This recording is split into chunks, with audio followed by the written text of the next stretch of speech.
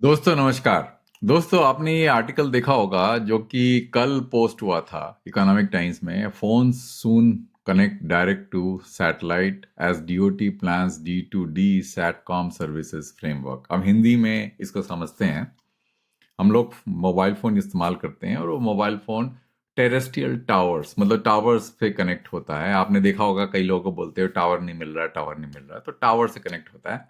अब ये टावर्स जो है 1 किलोमीटर 2 किलोमीटर मैक्सिमम 5-6 किलोमीटर दूर हो सकते हैं। तो इसलिए क्या होता है कि जो मोबाइल फोन आपके हाथ में होता है जो कि बहुत छोटा होता है, इस तरह का जो मोबाइल फोन है, अब इसमें जो है पावर ट्रांसमिशन की बहुत लिमिटेशन होती है बिकॉज ऑफ हेल्थ हजार्ड। उस चक्कर में उन्होंने 23 dBm से ज़्यादा ट्रांसमिट नहीं करते हैं। तो वो जो टावर होता है उस तक सिग्नल पहुंचना इतने छोटे डिवाइस से एक बहुत बड़ा एक टेक्नोलॉजी का वो कहते हैं ब्रेक थ्रू है। मतलब उन्होंने इस तरह से डिजाइन किया कि आप 5 किलोमीटर 10 किलोमीटर दूर से आप इतने छोटे फोन से बात कर सकते हैं, क्योंकि इसमें बैटरी की कोई समस्या होती है, एंटीना का साइज छोटा होता है और ओमनी डायरेक्शनल होता है। मतलब गेन को डायरेक्ट नहीं कर सकते डायरेक्शन में। मतलब हर हर तरफ जो है जो आरएफ सिग्नल उसका जो फैलाव होता है वो चारों तरफ होना चाहिए स्पेरिकल फॉर्म में। क्यों? क्योंकि आपको पता नहीं होता ना कि फोन को किस ओरिएंटेशन में रखेंगे। तो ये सब चैलेंजेस कमर्शियल मोबाइल फोन्स में है। उसके बावजूद भी हम इतने दूर के टावर को पकड़ लेते हैं। अब क्या करना है दोस्तों? अब हो क्या रहा है कि हमको सैटेलाइट को पकड़ना है कमर्शियल मोबाइल फोन से। अब वो जो है एक बहुत बड़ा चैलेंज है और मैंने इसके ऊपर में बहुत सारे वीडियोस बना रखे हैं और बहुत सारे आर्टिकल्स भी लिखे हैं। और ये आर्टिकल मैंने लिखा था, एक आर्टिकल लिखा था, मैं आपको उसको दिखाऊंगा 27 नवंबर 2004 में। तो वहां मैंने लिखा था bridging the gap exploring the challenges और opportunity of direct to mobile satellite connectivity. अब दोस्तों ये सारा जो आर्टिकल है और जितने भी मैंने वीडियो बनाए हैं सबका जो सारांश है इस वीडियो में, इस पर्टिकुलर वीडियो में मैं आपको मतलब दिखाऊंगा, जिससे आपको एक मोटा मोटा ये समझ में आ जाएगा कि ये कैसे होने वाला है और इंडिया के अंदर में चैलेंजेस एंड अपॉर्चुनिटीज क्या हैं। क्योंकि सैटेलाइट जो है 600 किलोमीटर, 1000 किलोमीटर, 1200 किलोमीटर दूर हो सकता है और आपको एक कमर्शियल फोन से बात करनी है जो आप टावर से तो कभी कभी बात कर नहीं पाते, आप सैटेलाइट से इतनी दूर में कैसे बात करेंगे?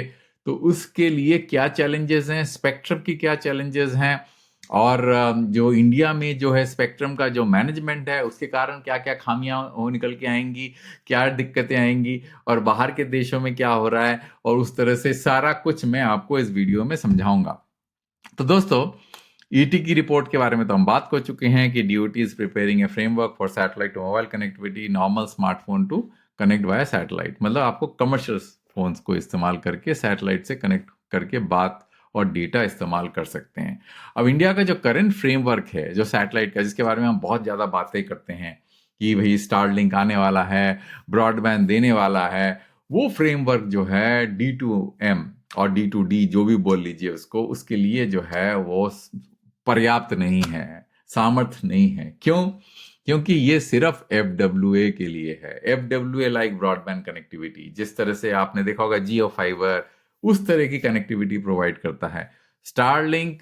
और जो आपका AST और बाकी सारी जो कंपनियां हैं वो जब मोबाइल से कनेक्ट करेगी तो उसके लिए अलग से जो है फ्रेमवर्क चाहिए, रेगुलेटरी फ्रेमवर्क भी अलग चाहिए और स्पेक्ट्रम का मैनेजमेंट भी अलग तरीके से होना चाहिए। और क्यों होना चाहिए वो मैं बताऊंगा। और डिवाइस लेवल में भी काफी सारे मॉडिफिकेशन की जरूरत पड़ेगी जैसे जैसे हम उस नेटवर्क का जो परफॉर्मेंस है, डेटा स्पीड को इम्प्रूव करेंगे। तो ये जो है आज की तारीख में no direct to mobile framework exist करता है, जैसे भी ईटी के आर्टिकल में ये बात उन्होंने कही है। अगर आप देखें ईटी के आर्टिकल, और मैंने बताया भी था पहले एक वीडियो में जो मैंने वोडाफोन के लिए किया था कि कोई फ्रेमवर्क एग्जिस्ट नहीं करता और उस फ्रेमवर्क को बनाने के लिए जो है ये जो है प्रयास किया जा रहा है डीओटी द्वारा। अच्छा दोस्तों, ग्लोबल ट्रेंड क्या है इसके बारे में बात कर लेते हैं। यूएस, यूके, ईयू मतलब यूरोपियन यूनियन, सब लोगों ने ऑलरेडी ये सेवाएं शुरू कर दी हैं प्रिमिटिव फॉर्म में। मतलब एडवांस फॉर्म में तो जब फोन्स में फीचर्स कुछ चेंजेस आएंगे तब हो पाएगा, अभी प्रिमिटिव फॉर्म में ये लॉन्च हो गया है। ये एग्जिस्टिंग फोन्स में वर्क करता है, इसके लिए कोई नया फोन लेने की जरूरत नहीं है। और इसको बोलते हैं MSS बैंड। ये दो तरह के बैंड होते हैं, एक तो होता है मोबाइल बैंड होते हैं, मोबाइल सैटेलाइट सर्विसेज के बैंड हैं। और एक ऑपरेटर का जो एग्जिस्टिंग स्पेक्ट्रम है, जो LTE का स्पेक्ट्रम है, 4G का है, 5G का है, वही स्पेक्ट्रम में इस्तेमाल कर सकते हैं। दोनों तरह से पॉसिबल है ये सर्विसेज। इंडिया के जो TRI ने जो रिकमेंडेशन दिया था, मैं आपको बता देता हूँ। ये देखिए, TRI ने अभी रिसेंटली 9 मई 2025 को ये रिकमेंड दिया था। उसमें एक टेबल 2.2 था, जिसमें उन्होंने जो सैटेलाइट के थ्रू मोबाइल फोन के अंदर में जो कनेक्टिविटी है, उसके लिए जो बैंड्स हैं, उन्होंने इस इधर ये आइडेंटिफाई किया था। ये कौन सा पेज नंबर है? पेज नंबर देख लीजिए, पेज नंबर 49। उस रिकमेंडेशन के पेज नंबर 49 में जाएंगे तो आपको टेबल नंबर 2.2 दिखेगा। और मैं आपको बताऊंगा अभी कि ये फ्रीक्वेंसीज को इस्तेमाल करने के क्या क्या चैलेंजेस हैं, वो भी मैं आपको बताऊंगा। तो एक एक करके आप जरा पूरा वीडियो देखिए तो आपको पूरा समझ में आएगा। तो ग्लोबल ट्रेंड यही हो गया, works on existing phones in some band, मतलब कमर्शियल फोन्स में ही काम करेंगे। और आप दोनों तरह के काम जो है, जो नेटवर्क्स है वो लॉन्च हुए हैं।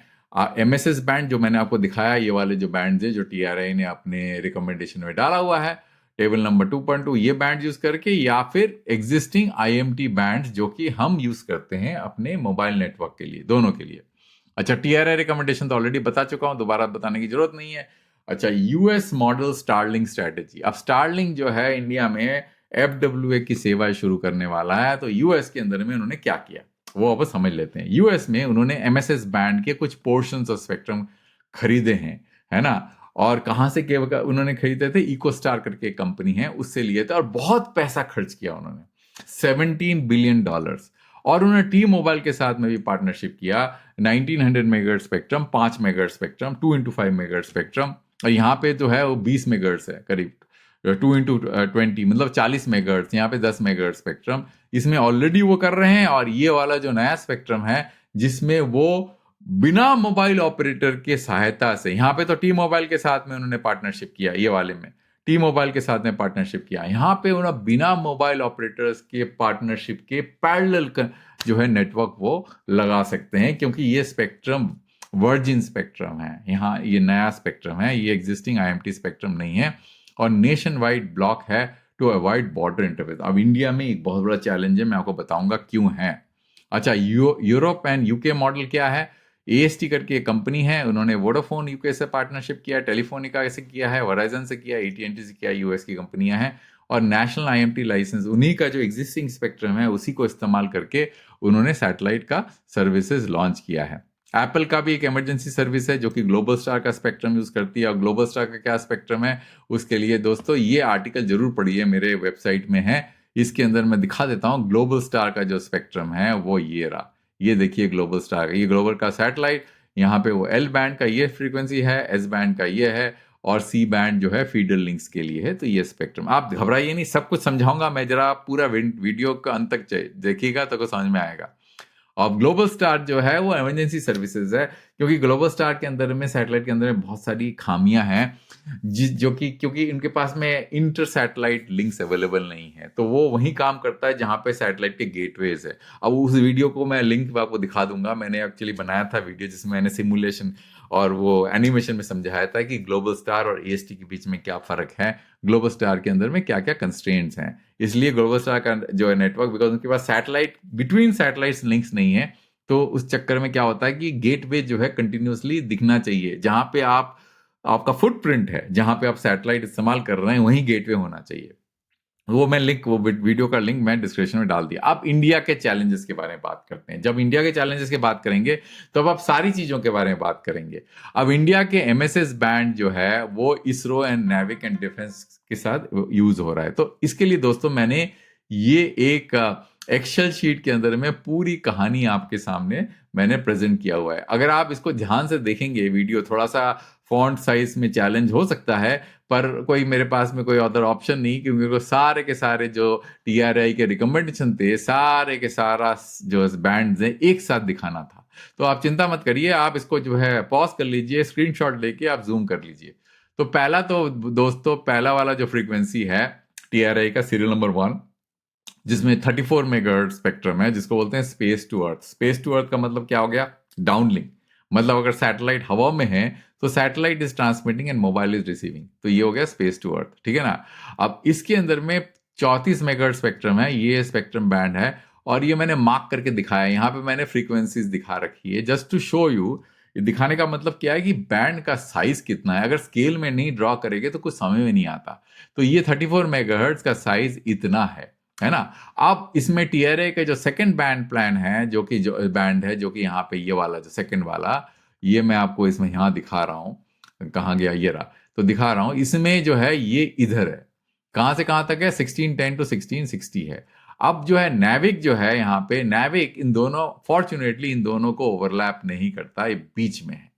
तो ये वाले दो दो ब्रांड है, उसमें नैविक का इंटरफेरेंस नहीं है। अब इसी वाले बैंड से ग्लोबल स्टार जो है थोड़ा सा स्पेक्ट्रम इस्तेमाल करता है, जो मैं आपको दिखाया था 11.35 मेगाहर्ट्ज 1610 टू 1621.35। कैसे, वही आर्टिकल में जाइए, मेरे आर्टिकल में, और ग्लोबल स्टार का स्पेक्ट्रम कहाँ गया, वो ग्लोबल स्टार का ये वाला आर्टिकल नहीं, ये वाला आर्टिकल नहीं, ये वाला आर्टिकल, तो आप देखेंगे ग्लोबल स्टार का स्पेक्ट्रम 1610 टू 1621.35 जो मैंने आपको यहाँ दिखा रखा है, और मैंने ओवरलैप करके दिखा रखा है, जिससे कि आपको पता चले कि इंडिया के बैंड के साथ में ग्लोबल स्टार के स्पेक्ट्रम का क्या रिलेशनशिप है। अच्छा, आप देखते हैं सीरियल नंबर 3। सीरियल नंबर 3 कौन सा, ये वाला सीरियल नंबर 3, ये वाले स्पेक्ट्रम को मैप करते हैं।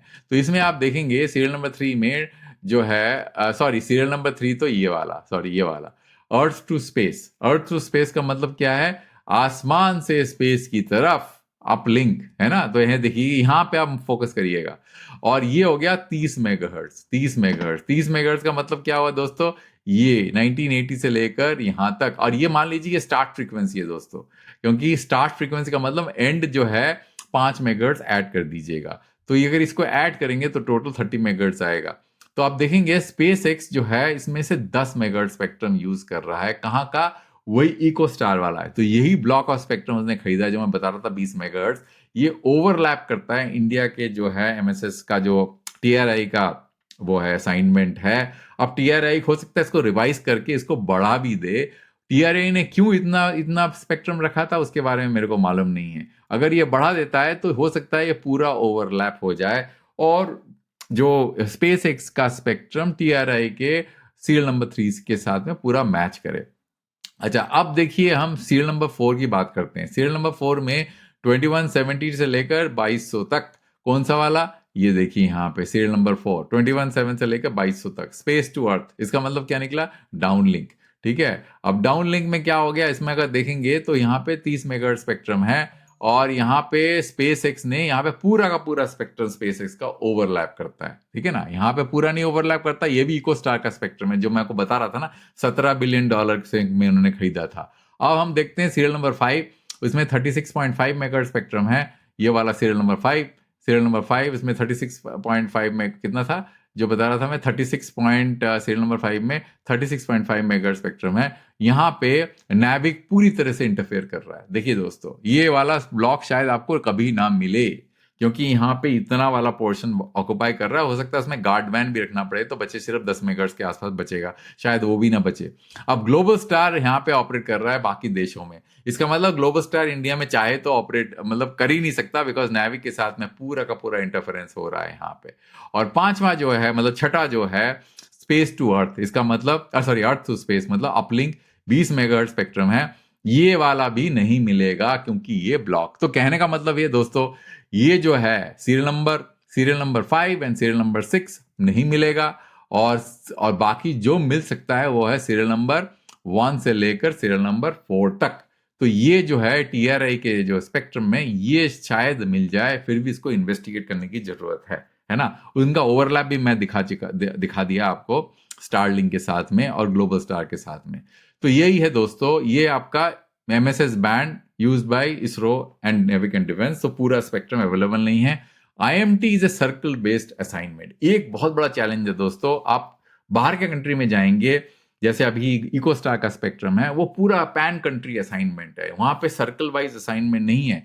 तो इंडिया के अंदर में अगर आप जाके जाएं और मेरा वेबसाइट में जाएं और मेरा ये वाला जो टूल मैंने बनाया है इसको आप देखेंगे, तो आप देखेंगे कि कुछ स्पेक्ट्रम बैंड तो जो है वो यूनिफॉर्म असाइंड है, जैसे 700 मेगाहर्ट्ज।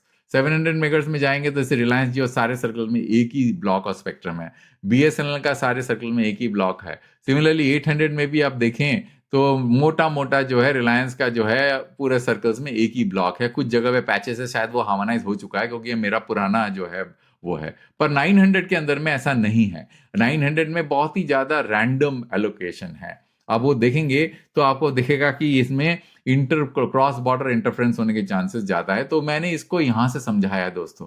ये मैंने एक सिमुलेशन बनाया था, वो आप अगर देखेंगे आपको इससे समझ में आएगा कि अगर different colours represent different operators, जैसे यहाँ पे आरकॉम है, यहाँ पे वोडाफोन आइडिया है, तो मैं इसको आगे लेके जाऊँ। आरकॉम तो खाली है तो मतलब छोड़नी ही, पर आप देखेंगे आगे मैं लेके जाऊंगा तो आप देखेंगे भारती के साथ में वोडाफोन आइडिया का इंटरफेरेंस हो रहा है। देखिए भारती यूपी में है, वोडाफोन आइडिया एमपी में है, भारती राजस्थान में, वोडाफोन आइडिया मतलब वही स्पेक्ट्रम यूज कर रहे हैं जो कि वोडाफोन आइडिया एमपी में यूज कर रहा है, भारती राजस्थान में यूज कर रहा है। वही स्पेक्ट्रम वोडाफोन आइडिया महाराष्ट्र में यूज कर रहा है, भारती जो है आंध्र प्रदेश कर्नाटका में यूज कर रहा है ना, और तेलंगाना में यूज कर रहा है। तो ये इस कारण से क्या होगा, अगर कोई ऑपरेट कर रहा होगा यहाँ पे वोडाफोन आइडिया के साथ टाई अप किया हुआ वो ना एग्जिस्टिंग आईएमटी स्पेक्ट्रम में 900 मेगाहर्ट्ज में, वो भारती के साथ में इंटरफेयर करेगा। ये बहुत बड़ा चैलेंज है क्योंकि हमने स्पेक्ट्रम को सर्कल वाइज असाइन किया हुआ है। तो 900 मेगाहर्ट्ज बैंड, 1800 मेगाहर्ट्ज बैंड में, दोनों में और तीनों में 2100 मेगाहर्ट्ज में देखिए कलर कैसे कैसे चेंज हो रहा है, दिख रहे हैं आप। और 2100 मेगाहर्ट्ज स्पेक्ट्रम में भी वही कहानी है, आपको दिखेगा कलर चेंज होते हुए। अगर मैं इसको खिसकाऊं यहाँ पे तो आपको कलर चेंज होते हुए नजर आएगा, दिख रहा है आपको। तो ये चीज जो है आपको ये इस चैलेंज के कारण जो है इंडिया के अंदर में एक समस्या आने वाली है। एक्सेप्ट जो है 700 मेगाहर्ट्ज, 800 मेगाहर्ट्ज एंड नया स्पेक्ट्रम 600 मेगाहर्ट्ज, उसको छोड़ और एल बैंड के जो नए स्पेक्ट्रम जो टीआरआई ने यहाँ पे कहा है, उसके अलावा बाकी स्पेक्ट्रम बैंड अगर यूज करना चाहेंगे तो वहां पे चैलेंज आएगा because of circle base assignment.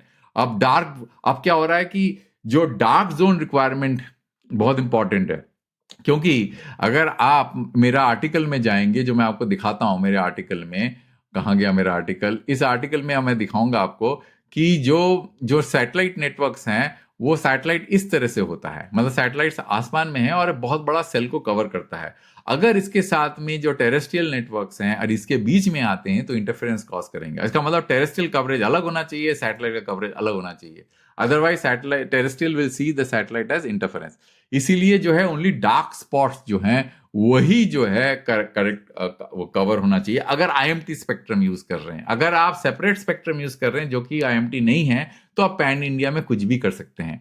तो इसमें एक और समस्या है कि सैटेलाइट में लिमिटेड कैपेसिटी होगी versus terrestrial, because number of satellites are limited. अब डिवाइस लेवल चैलेंजेस को समझ लेते हैं।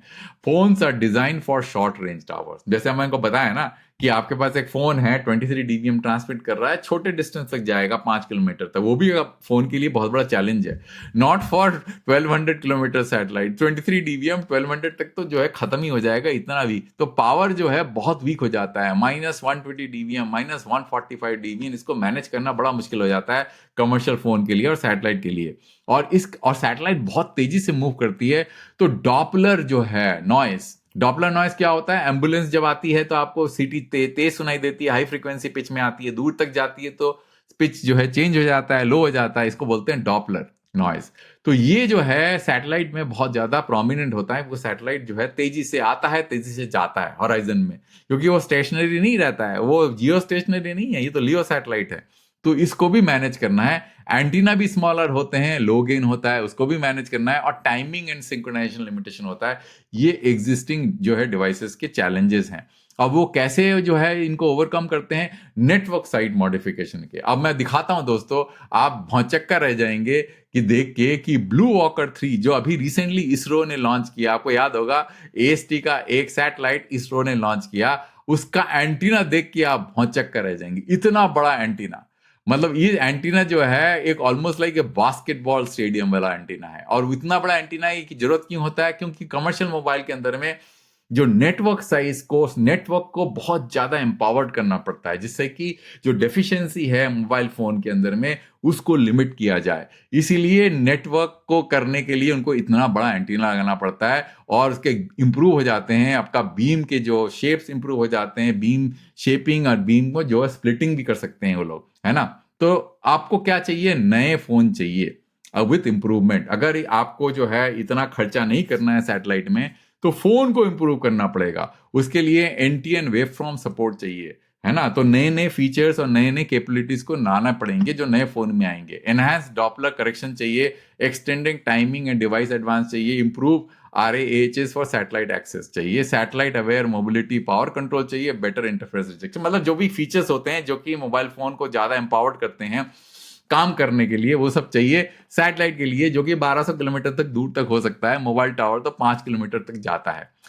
AST कैसे काम करता है मैंने आपको दिखा दिया। Large extra phase array satellite 700 square feet, उसको देख के आपके होश उड़ जाएंगे, यही तो उनका इनोवेशन है। वेरी वेरी हाई ERPR, मतलब उसके जो गेन्स होते हैं बहुत ज्यादा होते हैं। LT wave form phone sees, मतलब फोन को ऐसा लगता है कि बहुत दूर है कोई टावर, मतलब टावर की तरह नजर आता है, वो सैटेलाइट नहीं है। जैसे मान लेते हैं कोई टावर बहुत दूर है, क्योंकि इतना बड़ा टावर लगाते हैं स्काई के अंदर में, फोन को ऐसा लगता है कि वो टेरेस्ट्रियल टावर है बट दूर है।